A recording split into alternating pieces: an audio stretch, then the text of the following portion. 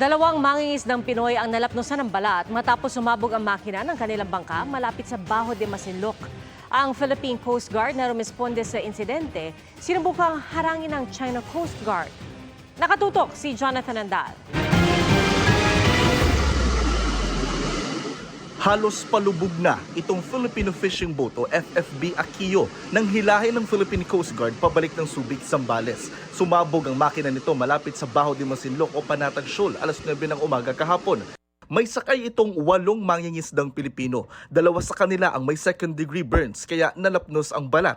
Agad silang nilipat sa BRP Sindangan ng PCG at binigyan ng paunang lunas ng mga Coast Guard nurse. Ayon sa may-ari ng bangka, faulty wiring ang sanhi ng pagsabog ng makina. Pag-start daw po nung makina, may sumabog. Salubungin na lang din po namin. Yung dalawa, i-diretso sa SBMA, tapos idadala nila sa hospital ng Mexico. Tapos kami po, baka i-rescue namin yung bangka at saka yung mga nakasakay sa nila iba.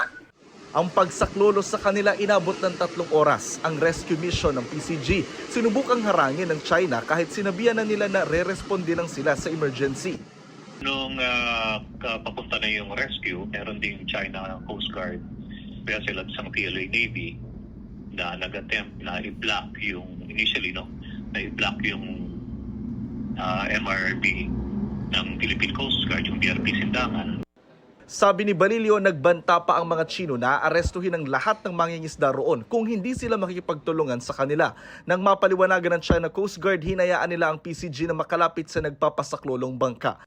Meron pang report na they actually offered help na maglo-launch sila ng RIB para rescuein yung mga fishermen. Pero alam naman ng mga fishermen na parating na tayo at hindi na sila nagpa-rescue dun sa China Coast Guard. Sabi ng PCG, patunay ang insidente na nakapwesto sa West Philippine Sea ang barko ng Pilipinas na handang sumaklolo sa ating mga mangingisda. Pero sabi ng isang grupo ng mga mangingisda sa Zambales, wala silang nakikitang barko ng Philippine Navy sa Bajo de Masinloc kahit dati na silang humiling na magpasama sa pangingisda. Kaya raw hanggang ngayon, sa gilid-gilid ng Zambales lang sila pumapalaot. Mamaya, dinala kami sa China, hindi namin alam kung sa China o kung saan. Mamaya, bigla lang kaming itapon dyan sa laot at wala kaming kalaban-laban kasi mga bangka lang naman kaming maliliit. June 15, ipinatupad ng China ang regulasyon na arestuhin ang sinumang illegal na papasok sa kanilang katubigan at maritime borders. Sabi ng Integrated Bar of the Philippines, mandato ng gobyerno na magbigay proteksyon sa mga mangingisda sa loob ng ating EEZ. Para sa GMA Integrated News, Jonathan Andal, nakatutok 24 oras. Mga kapuso, patuloy na tumutok sa mga balita, mag-subscribe sa GMA Integrated News sa YouTube.